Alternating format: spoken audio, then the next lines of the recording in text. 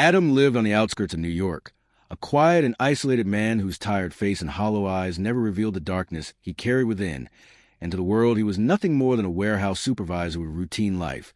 But beneath that ordinary surface existed a mind shaped by violence, loss, and a deep hatred for a system he believed was rotten to its core. Because Adam had grown up in the broken neighborhoods of Detroit, where crime was not an exception but a daily reality.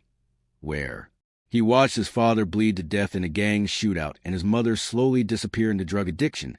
And from that moment, Adam learned that justice was selective and mercy was a luxury reserved for the powerful. So as he grew older, he studied criminology not to enforce the law, but to understand its weaknesses. And when he moved to New York, he built a shadow life, observing the city's darkest figures, human traffickers, corrupt businessmen, drug lords, people who walked free because evidence vanished and witnesses were silenced. And Adam decided that if the system refused to punish them, he would, not out of rage, but with cold precision, studying his targets for months, memorizing their habits, their routes, their sins, and then choosing rainy nights when the city was blind and loud enough to hide a death, leaving no witnesses, no fingerprints, no questions, until the night a body was found in an abandoned Brooklyn apartment with small letter A carved into the chest, A. Signature Adam never intended to leave behind, but one that marked the beginning of his downfall, as the police labeled the killings as gang-related at first. But the bodies kept appearing, all connected by one truth. They were untouchable criminals who had escaped justice, and while the city whispered about a serial killer, Adam watched from a distance, feeling both powerful and trapped, because every death pushed him closer to exposure.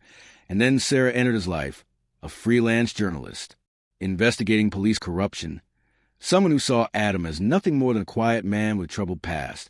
And for the first time, Adam felt understood, opening pieces of his silence to her, unaware that Sarah was already circling the truth, repeatedly finding one name buried deep in sealed files, Adam, yet never suspecting the man sharing coffee with her, while nights became unbearable for Adam as the faces of the dead invaded his dreams, mixing with memories of his parents, forcing him to question whether he was delivering justice or simply becoming another monster.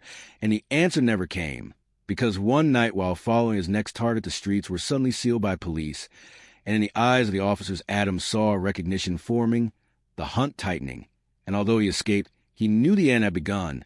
And it ended the moment Sarah discovered the hidden room in his apartment filled with photographs, recordings, and detailed files of every murder. And when Adam returned, there were no lies left to tell, only silence in a single sentence. If I didn't stop them, they would keep destroying lives. To which Sarah replied through tears that it played God. And in that moment, Adam understood that he could no longer be saved, only finished.